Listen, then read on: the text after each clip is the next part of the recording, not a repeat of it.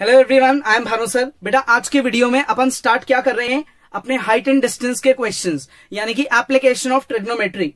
Application of trigonometry जिसमें दो angles की बात होती है, एक एंगल ऑफ एलिवेशन और एक एंगल ऑफ डिप्रेशन। नीचे से ऊपर देख रहे हो एलिवेशन, ऊपर से नीचे देख रहे हो डिप्रेशन, ठीक है। जिसमें आप टैन, साइन, कॉस इनमें से किसी फंक्शन का यूज करोगे और तीन एंगल्स की बात करोगे, 30 डिग्री, 45 डिग्री और 60 डिग्री। साइन होता है परपेंडिकुलर बाय हाइपोटेन्यूज, कॉस होता है बेस अपॉन हाइपोटेन्यूज, टैन होता है परपेंडिकुलर अपॉन बेस, ठीक है। तो आज के क्वेश्चंस कंप्लीटली इन्हीं पे फोकस करेंगे। क्वेश्चन पढ़ना है, इंपॉर्टेंट चीजें मार्क करनी है, डायग्राम बनाना है, डायग्राम की एक्सप्लेनेशन करनी है, गिवन लिखना है, कंस्ट्रक्शन लिखना है, टू फाइंड लिखना है। उसके बाद अपन उसका सोल्यूशन करेंगे, ठीक है। Questions are very easy, very important. फटाफट रफ कॉपी पेन साथ लेके बैठो। क्वेश्चन नंबर 7 बहुत इंपॉर्टेंट क्वेश्चन है। पहले क्वेश्चन को ढंग से समझेंगे, उसकी एक एक चीज को मार्क करेंगे। The angle of elevation of a Cliff from a fixed point is theta.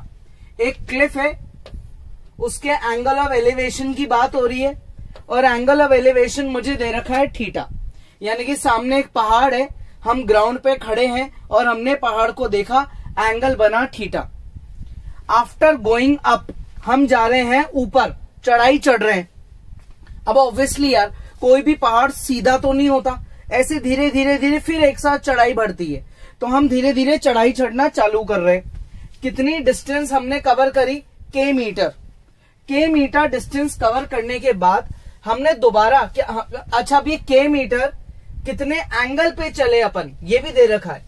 के metre towards the top of a cliff at an angle phi, ठीक है।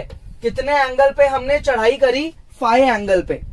और हमने के मीटर्स चढ़ने के बाद देखो क्या किया, दोबारा से पहाड़ को देखा तो हमारा एंगल ऑफ एलिवेशन क्या निकला, अल्फा।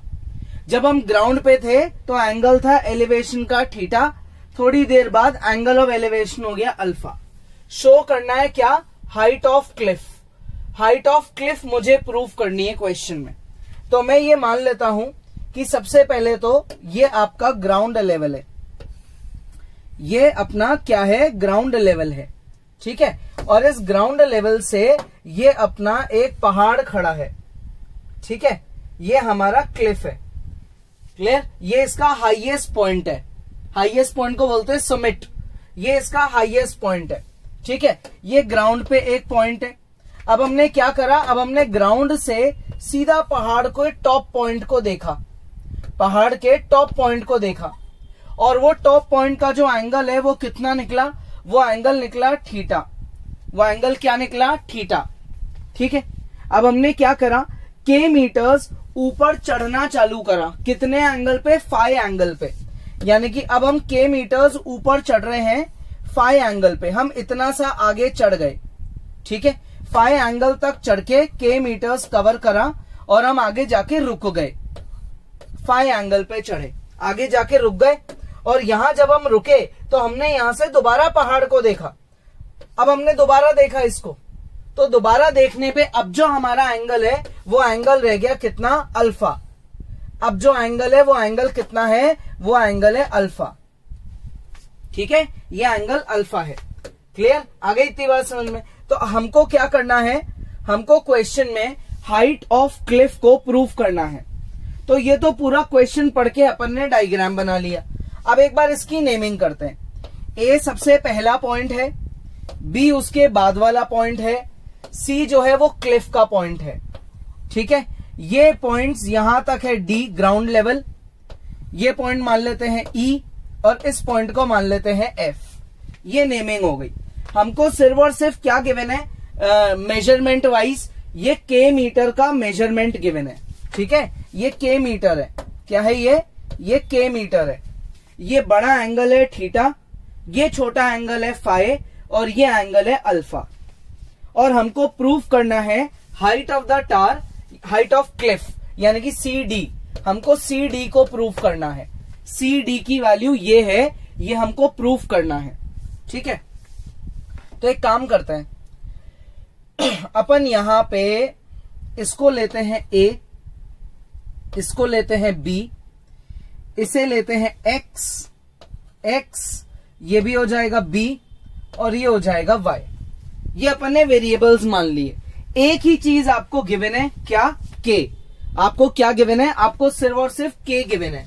क्या गिवन है? सिर्फ और सिर्फ k ही आपको गिवन है, सिर्फ k गिवन है, ये जो येलो कलर से लिखा है।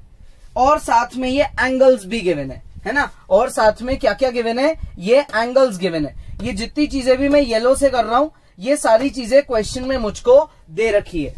बाकी a, b, x और y ये सब मैंने अज्यूम करी है। तो एक काम करते हैं, सबसे पहले सबसे छोटे वाले ट्राइंगल को पकड़ते हैं। इन ट्राइंगल ABE, इस ट्राइंगल में हम लगाते हैं cos फाई। cos होता है देखो बेस अपॉन हाइपोटेन्यूज। ठीक है, क्लियर यहां तक? Base upon hypotenuse. इससे k चले जाएगा ऊपर और हमारे पास k की वैल्यू, a की वैल्यू आ जाएगी। ये हमारे पास a की वैल्यू आ गई। ठीक है, ये a की वैल्यू है। अब हम इसी ट्राइंगल में क्या करते हैं? साइन फाई का भी यूज करते हैं। साइन फाई क्या होगा? ये होगा परपेंडिकुलर अपॉन हाइपोटेन्यूज। इससे हम b की वैल्यू निकालेंगे, which is k sine phi, which is k sine phi. तो हमारे पास a आ गया और हमारे पास b आ गया, a आ गया और b आ गया। ठीक है, अब क्या करें? अब हम ये वाला ट्राइंगल लेते हैं CBF। इन ट्राइंगल CBF, इसमें हम अप्लाई करते हैं क्या? tan। क्यों? क्योंकि हमको परपेंडिकुलर और बेस से ही मतलब है। तो हम इस ट्राइंगल में tan अल्फा लगाते हैं। ये होगा परपेंडिकुलर अपॉन बेस। और इससे एक काम करते हैं, x की वैल्यू निकाल लेते हैं। तो x की वैल्यू क्या निकली? y और अपॉन में tan अल्फा। अब जो चीज tan अगर अपॉन में है तो वो ऊपर जाके कॉट बन जाएगा, क्योंकि tan का रेसिप्रोकल कॉट होता है। तो अपन ने इसको कॉट अल्फा बना दिया। ये भी हमारे पास एक इक्वेशन आ गई। देखो a की वैल्यू आ गई, b की वैल्यू आ गई, x की वैल्यू आ गई। ठीक है यहां तक? अब क्या करें? अब हम आते हैं सबसे बड़े वाले ट्राइंगल पे, सबसे बड़े ट्राइंगल पे, है ना। सबसे बड़े ट्राइंगल में आपका सबसे बड़ा एंगल है थीटा। तो सबसे बड़े ट्राइंगल का नाम है ACD। इन ट्राइंगल ACD हम लगाते हैं यहां पे tan थीटा। tan थीटा लगाते हैं। ये होता है परपेंडिकुलर और अपॉन में बेस। परपेंडिकुलर है हमारा y प्लस बी और अपॉन में बेस है हमारा a प्लस एक्स। ठीक है, आ गया इतना समझ में? अब हमको क्या करना है? हमको कुछ भी करके कैसे ना कैसे y की एक इक्वेशन क्रिएट करनी है k की टर्म्स में। तो हम यहां क्या करेंगे? हम इस पूरे डिनोमिनेटर को इधर ट्रांसफर कर देंगे। ठीक है, और tan थीटा को चाहेंगे तो नीचे ले आएंगे, शिफ्टिंग कर देंगे यहां पे। ठीक है, क्लियर? आया समझ में? तो हम यहां पे पहले तो इसको इधर ले जाते हैं और फिर tan थीटा को चाहे तो नीचे ले आते हैं। तो ये हो गया a plus x y plus b और अपॉन में आ गया tan थीटा। ठीक है, अब a की वैल्यू क्या है? k cos phi, k cos phi. x की वैल्यू क्या है? y cot alpha. ठीक है, इक्वल्स टू में क्या है? y plus b. y plus b की वैल्यू क्या है? k sine phi. और अपॉन में जो tan है वो ऊपर जाके क्या बन जाएगा? cot theta. ठीक है, मुझे क्या करना है? मुझे कैसे भी करके y की वैल्यू निकालनी है। तो मैं इस cot थीटा को अंदर कर दूंगा मल्टीप्लाई। तो ये क्या हो जाएगा? मल्टीप्लाई करने से ये चीज तो कॉपी हो जाएगी, k cos phi plus y cot alpha. k cos phi plus y cot alpha. ठीक है, और इक्वल टू में क्या हो जाएगा? y cot theta, y cot theta, k sine phi into cot theta. y cot theta plus k sine phi into cot theta. ठीक है, अब हम क्या करें? इस कॉट थीटा को इधर ले जाते हैं और इस k cos फाई को इधर ट्रांसफर करते हैं। तो ये हो गया y cot alpha minus y cot theta is equal to में क्या है? k sine phi multiply cot theta और ये चीज चली जाएगी माइनस में, माइनस का k cos phi। ठीक है, y को निकाल लो आप कॉमन। ठीक है, y को क्या निकाल लो भाई, कॉमन। तो y को अपन कॉमन निकाल लेते हैं। ये अपन ने क्या किया, अब अपन y को कॉमन निकाल लेते हैं। y को कॉमन निकालेंगे, इधर आएगा cot alpha minus cot theta. ठीक है, इक्वल्स टू में क्या है, k sine phi into cot theta minus का k cos फाई। ठीक है, ये चीज को नीचे ट्रांसफर कर देते हैं। तो y इज इक्वल्स टू, एक वैल्यू आ गई k साइन फाई, ठीक है, मल्टीप्लाई कॉट थीटा माइनस का k cos theta whole upon ये पूरा denominator cot alpha minus cot theta. ये हमने वैल्यू निकाल ली किसकी, ये वैल्यू निकाल ली y की। क्लियर यहां तक। अब हमको क्या करना है, हमको निकालनी है चीज CD। CD का मतलब होता है y प्लस b। ये b की वैल्यू है k साइन फाई, है ना। अब हमको क्या करना है, CD निकालना है। CD है हमारा किसके इक्वल, y प्लस b के इक्वल। तो हम y की वैल्यू और b की वैल्यू को पुट कर देंगे।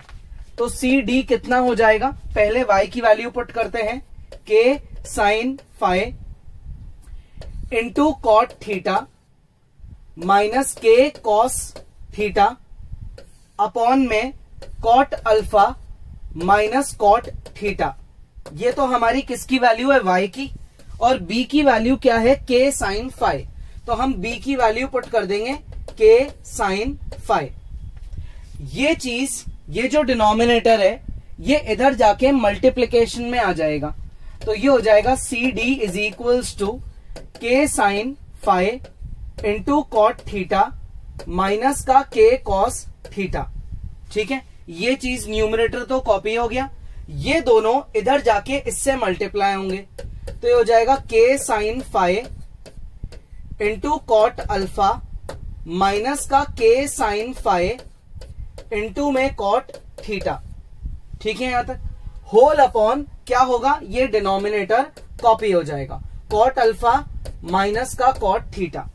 देखो अब k sine phi cot theta plus का है और ये k sine phi cot theta ये माइनस का है। तो नेगेटिव टर्म और पॉजिटिव टर्म कैंसिल हो जाएगी। ठीक है, हो गई कैंसिल। तो बचा क्या, अब देखो ये दो टर्म्स बच गई। क्लियर, यहां तक ये मेरी दो टर्म्स बच गई। क्या बच गई, CD is equal to minus का k cos थीटा प्लस का k साइन फाई, ठीक है, इंटू में कॉट अल्फा। ये मेरी दो टर्म्स यहां बच गई, इनको कॉपी कर लिया मैंने। और अपॉन में है कॉट अल्फा माइनस का कॉट थीटा, माइनस का cot theta.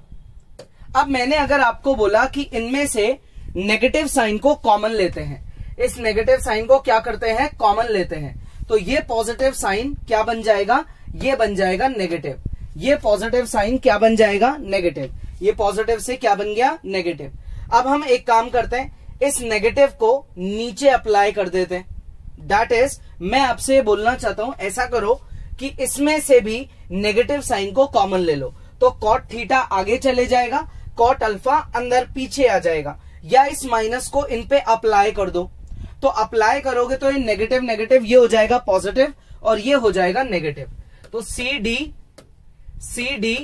Is equals to k, common आ सकता है k, अंदर आया कॉस थीटा माइनस का sine phi into cot alpha, ठीक है, होल अपॉन ये नेगेटिव अप्लाई कर दो तो ये हो गया कॉट थीटा माइनस का कॉट अल्फा, माइनस का कॉट अल्फा। चेक करें यही चीज है क्या, देखो k है ना, k के बाद क्या है हमारा कॉस फाई है, k के बाद क्या है कॉस फाई है। ठीक है, k cos phi.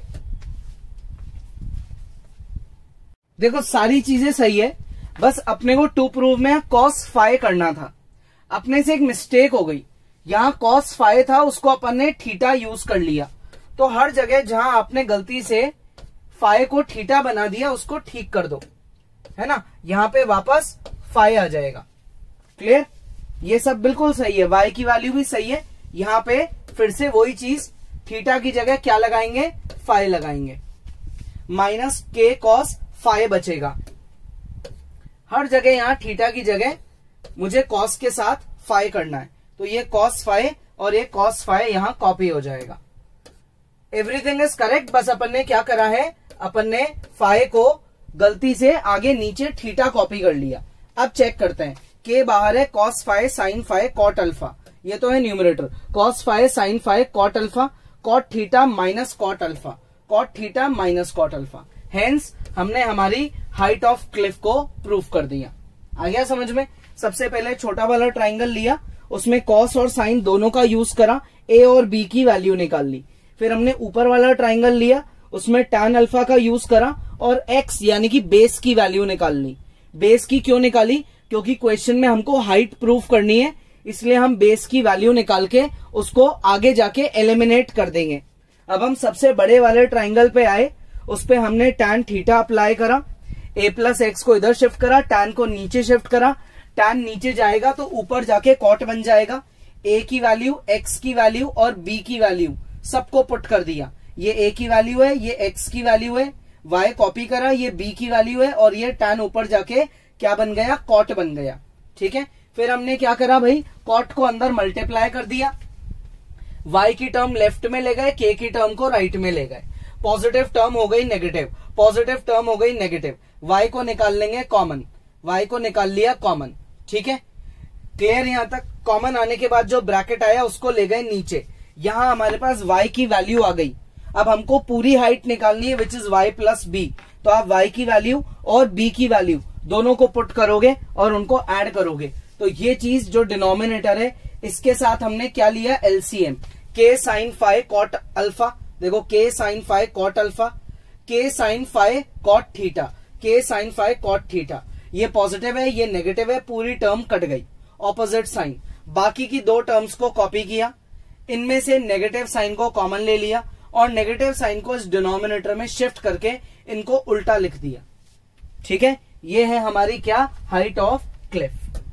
Next question, at the foot of a mountain the angles of elevation of its summit is 45 degree. ठीक है, उसी टाइप का क्वेश्चन है। ठीक है ना, ये ग्राउंड लेवल है, ये अपना ग्राउंड लेवल है और ये हमारा क्लिफ है।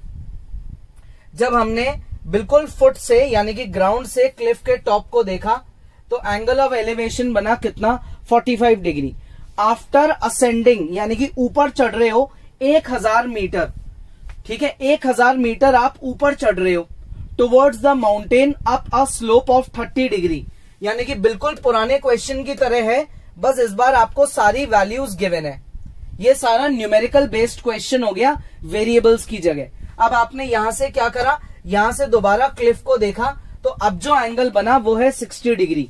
तो इस माउंटेन की मतलब इस क्लिफ की हाइट निकालनी है हमको, अपने को इस क्लिफ की क्या करनी है, हाइट निकालनी है क्वेश्चन में।